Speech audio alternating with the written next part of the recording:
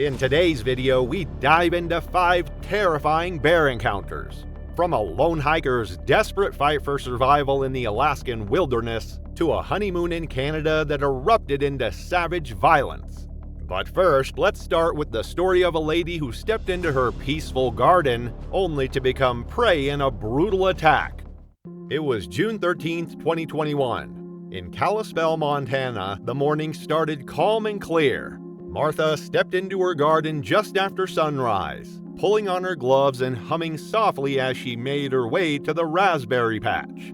Beyond the hedgerow, something moved, slow and deliberate. Martha Lane had lived on that stretch of Montana countryside for over 40 years in a modest farmhouse east of Glacier National Park.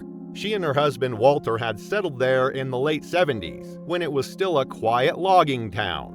After Walter died of lung cancer, Martha stayed, pouring her grief into the soil.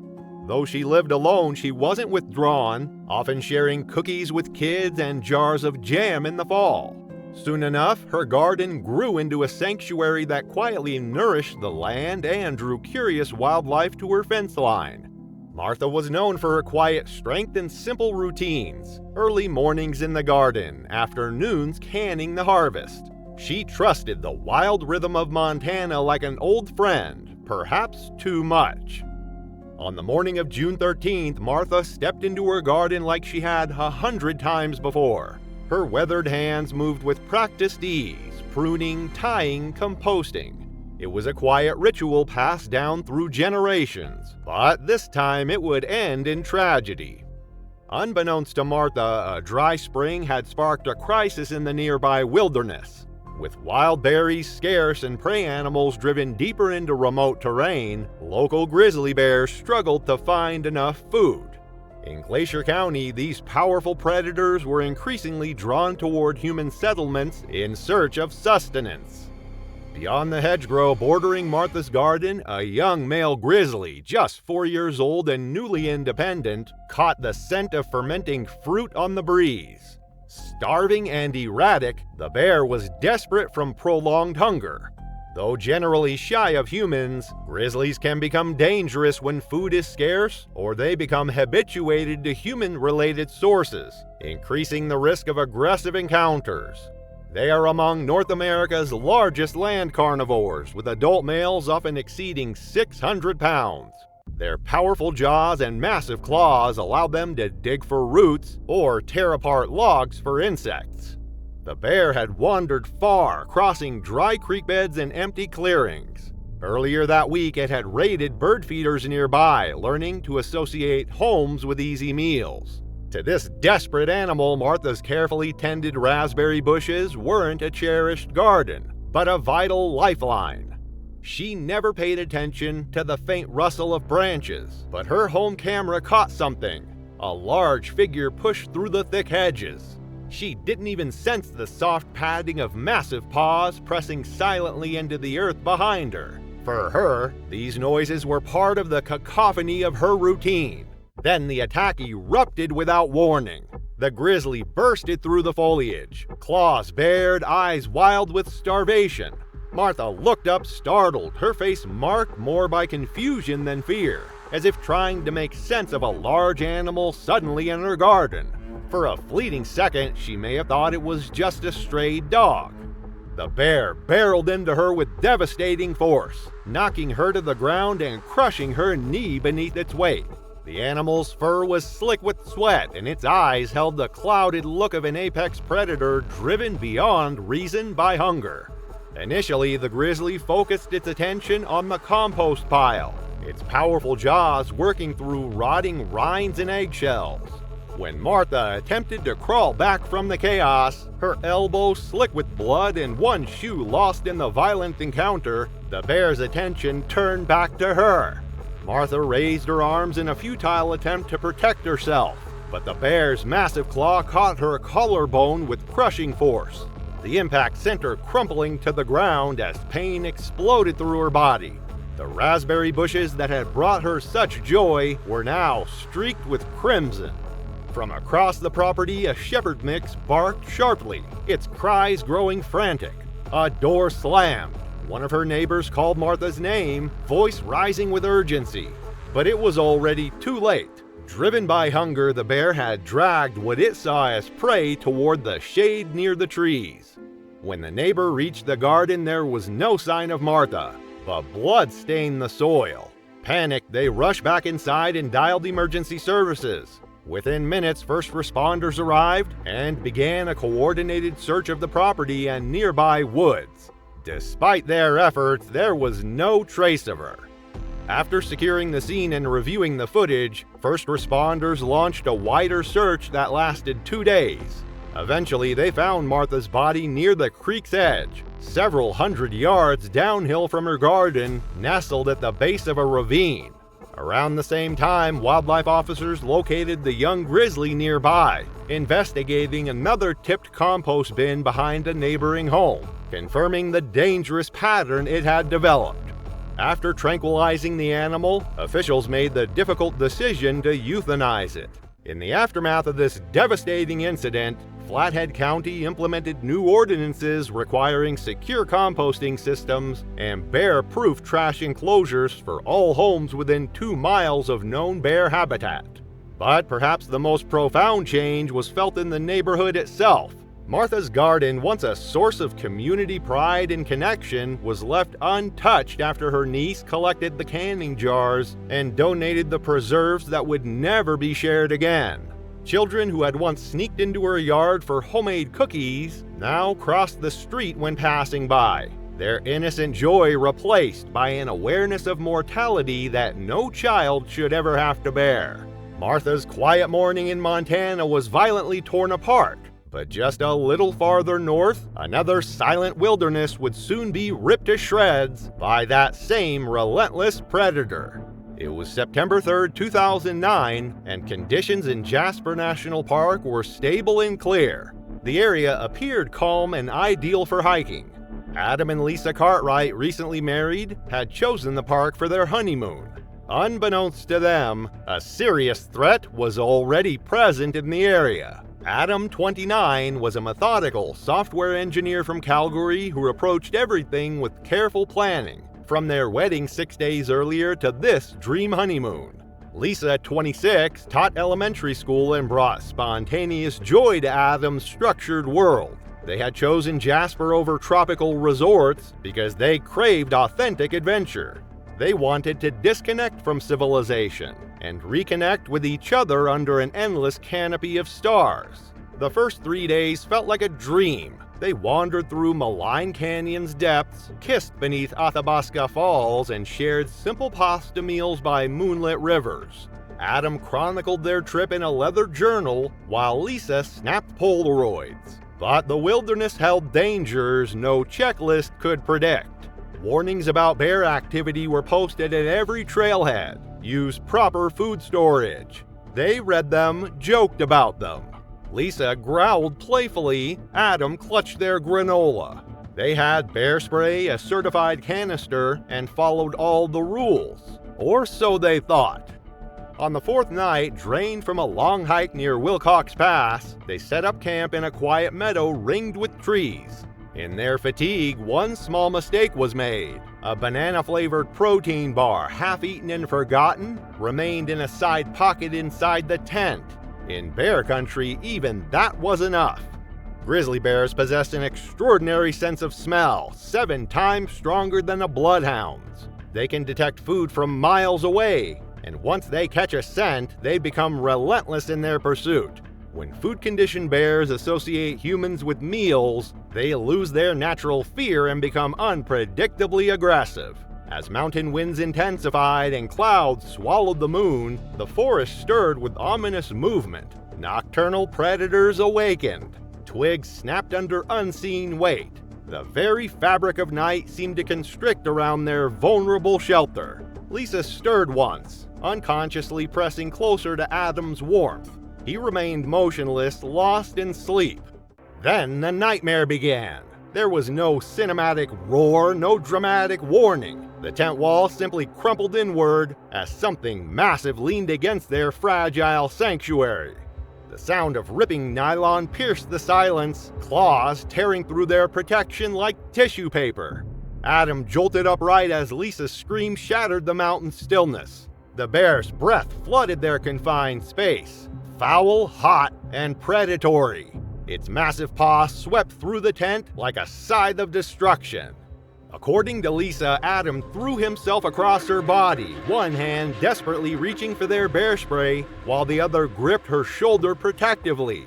The grizzly struck again with devastating force. The sickening scream born from breaking bones echoed through the meadow as chaos erupted. Adam's voice, desperate and ragged, urged her to flee before his cries were replaced by the bear's guttural growls and sounds of savage thrashing. Lisa scrambled free, barefoot and terrified, her nightshirt flapping as she burst from their destroyed shelter and plunged into consuming darkness.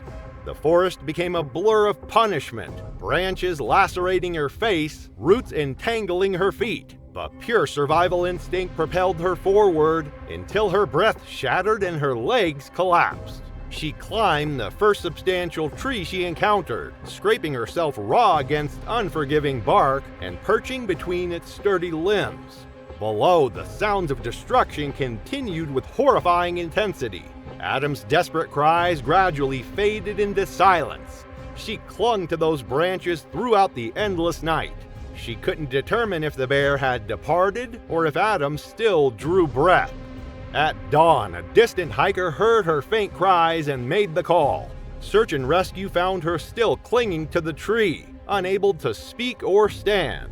She pointed toward the meadow, where their tent lay in tatters. Adam's body was found 30 yards away, partially hidden under pine needles. His hands were crushed from the struggle. His torso bore the full force of the bear's fury, and his legs were nowhere to be found.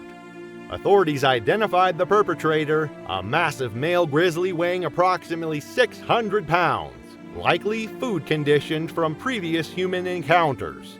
The bear was located 3 days later and euthanized.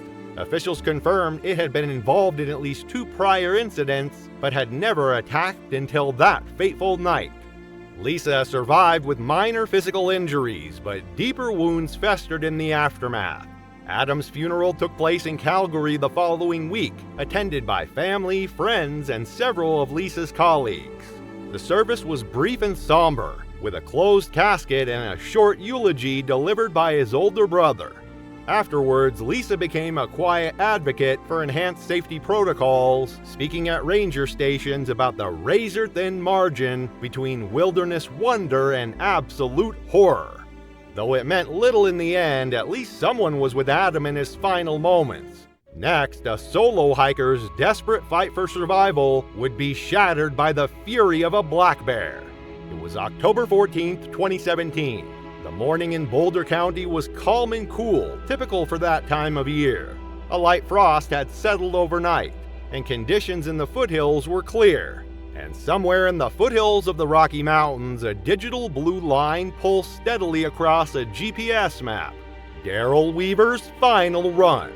Daryl was 33, a software engineer by trade, and a minimalist in everything else. Tall, wiry, nearly silent at social gatherings. His closest friends described him as always running. He was most at ease with headphones in or with no sound at all. Just the clean solitude of a backcountry trail and the sensation of his body performing exactly as designed. Every Sunday, rain or snow, he ran the mountain. Not for speed, not for show, for quiet. Running had become his discipline and his reprieve. After his father's death in 2013, he stopped trying to make sense of grief through conversation. He logged miles instead. Up Flagstaff, over Bear Peak, into the most tangled trailheads Boulder had to offer. He carried water, his GPS, and a GoPro, but not to share. The footage was for himself. A digital meditation. Movement meant clarity. Stillness came only after exhaustion. The day he died, the route was an old favorite, Shadow Canyon to Fern Canyon Loop. Rugged, narrow, strewn with shale and twisted roots. Parts of the trail wrapped so tightly around boulders that tree limbs scraped your arms as you passed. It was remote but not unmarked. well known among serious runners and ultralight hikers. Yet it was also wild, cohabited by creatures indifferent to GPS signals and human pace. His smartwatch logged a smooth pace, 7 minutes 32 seconds per mile. The first few minutes were routine. His GoPro chest cam caught his every breath, shoes striking the dirt rhythmically, the chirp of jays in the background. He moved like he belonged there. The GoPro's final footage is grainy, but investigators reviewed it frame by frame. A sudden jolt, the camera lurching sideways, Daryl's breath hitching, not in exhaustion but alarm. There's a blur of movement ahead, less than 20 feet away. A sow black bear and her 2 cubs had been moving across the low slope of the trail, obscured by brush. They hadn't heard him. He hadn't seen them. To a startled bear, a fast-moving human can register as a threat, or worse, a predator. Black bears are among the most common bears in North America, ranging from Canada to Mexico. Though often smaller than grizzlies, averaging 200 to 600 pounds, they are powerful, fast, and unpredictable when startled. Most black bear attacks occur when a bear feels cornered or when cubs are nearby. Unlike grizzlies, which may bluff charge, black bears are more likely to strike decisively in defense of their young. The mother, probably out of instinct, cut the distance between them in a flash. Daryl likely tried to stop, but the attack came too fast for warnings or defenses. GoPros have no fear, no discretion. Final moments captured are haunting. The lens jolts sharply to the left, catching a violent rustle in the underbrush. The autofocus tries to adjust, but it's too late. A black burr burst into frame. Muscles, fur, fury. The bear's low guttural growl vibrates through the audio, layered over Daryl's sudden gasp, a sound no runner plans to make. There's a flailing shift in the camera's angle as he stumbles backward. Then the image tumbles with him. For half a second, the lens catches the bear's open mouth, strands of saliva between her canines. Investigators later slowed the footage frame by frame. In one blurred instant, Daryl's arm comes up, possibly to block, possibly to reach for the small canister of bear spray zipped inside his running vest. But he never gets the chance. The GoPro clatters against a boulder, tilted sideways, recording only fleeting shadows and muffled noise. There's a sickening thud, then another, a sharp, ragged breath, and then a long, wet, dragging sound before the audio finally fails. Forensics confirmed claw marks on the vest and bite impressions consistent with a black bear's molars. His body was found 2 days later by a search team just off the trail, partially covered with earth and brush in the way black bears often cache food. His friends had sounded the alarm that night after he failed to respond to texts and his GPS signal stopped moving. His smartwatch, which continued recording heart rate data for several minutes after the camera cut off, helped reconstruct the timeline. Authorities concluded he died within seconds of the initial strike. Daryl's parents requested that his GoPro footage not be released publicly. His sister spoke at a memorial held near the trailhead, where dozens of runners gathered in silence, then dispersed at sunrise to retrace his last route. They scattered wildflower seeds along the ridge where he used to stop and breathe. His final mile is still viewable on fitness apps, just a blue line ending in the trees. After a lone runner's life ended in silence beneath a bear, deep in the Alaskan wilderness, 2 brothers would face an even more brutal horror, trapped in a burning cabin with a raging predator.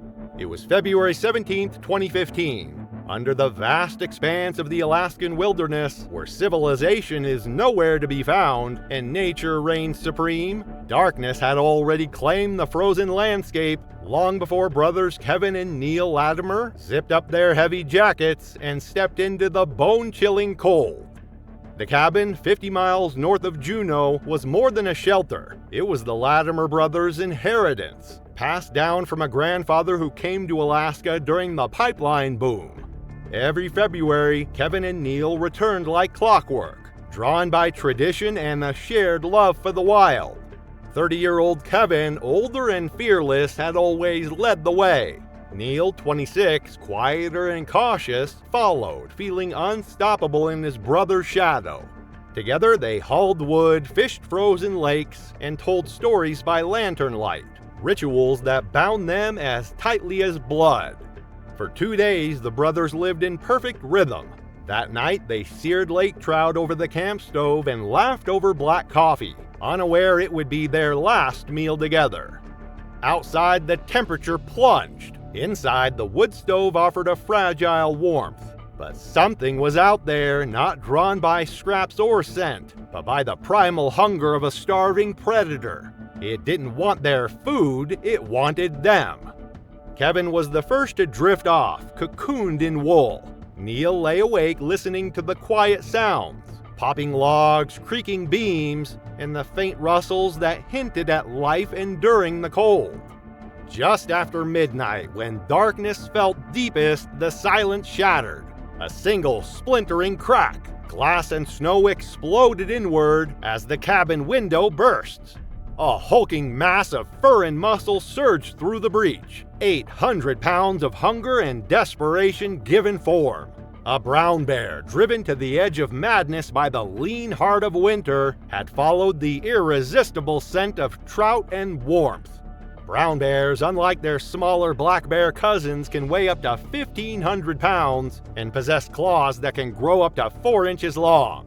When winter food sources become scarce, they become increasingly aggressive and unpredictable, capable of breaking through walls and doors with terrifying ease. The bear released a roar that seemed to shake the very foundation of the earth. Kevin, who had been sleeping closest to the window, barely had time to register consciousness before the beast reached him. Massive claws caught his side, flinging him from his cot like a child's toy. Blood spattered across the wall, steaming in the frigid air that now rushed through the shattered window. Neil's body froze as his mind struggled to process everything unfolding before his eyes. Then he lunged for the flare gun mounted by the door, the emergency device they had almost forgotten to bring. Without hesitation, Neil fired into the chaos. The flare burst like an artificial sunrise, streaking crimson across the confined space. The bear reeled backward, momentarily disoriented by the brilliant light and searing heat. Neil said that for one breathless second, he believed the creature might retreat. But instead of fleeing, the bear staggered backward, directly into the wood stove that had provided them with warmth. The collision sent burning embers flying in all directions like deadly fireflies. The old cabin, dry as ancient parchment after decades of Alaskan winters, caught fire with terrifying speed. What followed was pure chaos. The thick smoke choked the small place, making breathing nearly impossible. The bear howled, its massive form lurching wildly as flames ate at its fur. Fire consumed the ceiling fast. Kevin lay unconscious, blood pooling beneath him. Driven by desperation, Neil grabbed his brother and pulled. They tumbled into the snow as the cabin behind them exploded in flames. The bear, half on fire, vanished into the trees. Neil dragged Kevin for miles through waist-deep snow, the wind slicing his skin, blood soaking his jacket. Each step was a fight, against cold, exhaustion, and the fear he was too late. Time blurred. Near dawn, he spotted snowmobile tracks, faint but real. He collapsed beside them, lungs burning, hands numb. Kevin lay still. Poachers around the area saw the unusual smoke rising from afar. Out of protocol, they called it in. Response teams found them before noon after following the trail of blood through the snow that started in the burning cabin. Neil was frostbitten, hypothermic, and barely coherent when they discovered him. Kevin had died sometime during the night, likely from blood loss, though Neil had never heard his final breath. He was likely too focused on getting help. After everything happened, the official said the bear was starving, which made it act more aggressively, something that can happen in tough Alaskan winters. The fire was called an accident, and the cabin was burned down to ashes and bent metal. 2 days later, wildlife officers found the bear near another place and had to put it down. Kevin's body was flown back to their hometown in Fairbanks. where the family had a small, quiet funeral.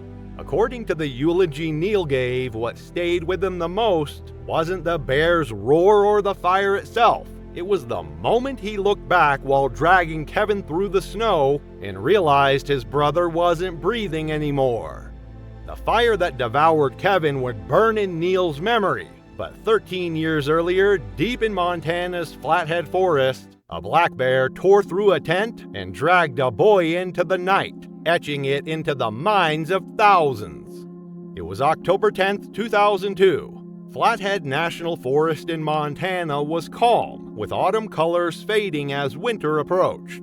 The wilderness was familiar to countless school groups and was even described by many as an unforgettable experience. But on this particular day, this bus trip would be remembered for tragedy. Among the 29 middle schoolers in the bus was 11-year-old Thomas Mallory, a boy whose quiet nature masked a deep curiosity about the universe. Thomas lived with his grandmother in a small town nearby. His parents had passed away in a car accident 2 years earlier. At school, teachers said he often kept to himself, finding comfort in astronomy books and the predictable rhythms of the night sky rather than the unpredictable currents of childhood friendships. The teachers, Miss Riley, Mr. Hard, and Coach Dunlap, had spent weeks preparing for camping in bear country.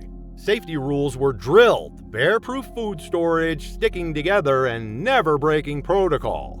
But most students only half listened, dreaming of campfires and s'mores, unaware of the dangers lurking beyond the trees. At a clearing by a mirror-still lake, the group set up camp. Colorful tents rose against the light, laughter echoing as poles were hammered and tarps secured. Thomas was paired with Kyle and Marcus, two louder boys who tolerated him with casual indifference. They said that he quietly read while the two bonded over jokes that never included him. As night fell, Ms. Riley gave a final safety briefing. No food in tents, coolers secured outside, latrines downwind. The children nodded, distracted, minds already drifting to sleep. But amid the chaos of managing 29 kids, mistakes happened. After dinner, Coach Dunlap had brought his cooler into the teacher's tent to clean it, intending to secure it properly. Yet exhaustion and distractions, attending to a student's blister, finishing paperwork, left the cooler forgotten near the tent flap, an invisible beacon calling from the dark. Night deepened, the camp quieted, wrapped in the false safety of tents and sleeping bags. Then, at 2:17 a.m., the forest calm shattered. The bear came. Drawn by the scent of forgotten food, the adult black bear approached the teacher's tent. Before hibernation, they enter hyperphagia, a phase of near-constant eating to build fat for winter. During this time, food scents become irresistible. A forgotten cooler is a jackpot, offering easy calories without a hunt. This drive can make bears bold and even aggressive, especially when human campsites provide accessible food. The sound of tearing fabric and guttural grunts broke the night's silence. Screams erupted as children fled their tents, panic ripping through the camp like wildfire. The bear's attention snapped to the nearest shelter, Thomas's tent. Under the bear's weight, the tent collapsed like a fragile house of cards, trapping Thomas, Marcus, and Kyle beneath nylon and poles. In the chaos, Marcus and Kyle escaped, their frantic cries joining the growing horror. Thomas did not. What happened inside that collapsed tent was pieced together later, from torn fabric, blood evidence, and the shattered memories of witnesses.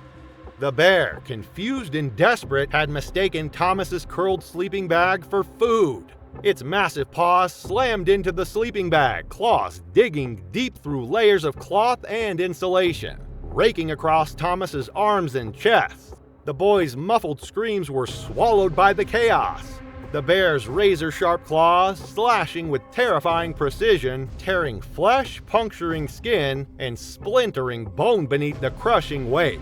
Blood soaked through the fabric, warm and sticky, mixing with the damp earth beneath. The students who witnessed it described it as each moment stretching into an eternity of horror. They watched and listened to the darkness with growls and the sickening sound of flesh being torn. By the time flashlights flickered on and emergency whistles sounded, the bear had vanished into the forest, dragging remnants of the sleeping bag. Mr. Hart's hands trembled as he called for help. Some children ran toward dying campfire embers, others stood frozen, the shock rooting deep. Ms. Riley counted heads with mechanical precision, while Coach Dunlap wept, crushed by guilt. His forgotten cooler had become the fatal mistake. Rescue teams arrived at dawn. They found Thomas 50 yards into the trees where the bear had dragged him. The boy who dreamed of stars would never see another sunrise. The bear was tracked down shortly after and euthanized. For Thomas's classmates, the memory never faded. He was more than the quiet boy with an astronomy book. He became a symbol of lost innocence and the harsh cost of human error in nature's domain. Many struggled with survivor's guilt, wondering why they escaped when Thomas did not. Years later, beneath those same stars Thomas once admired, Flathead National Forest remains quiet, holding its secrets and reminding all who enter that nature offers no forgiveness for mistakes, no matter how innocent. Thanks for watching. If these stories gripped you, get ready. What's coming next is just as intense and maybe even harder to believe. See you soon.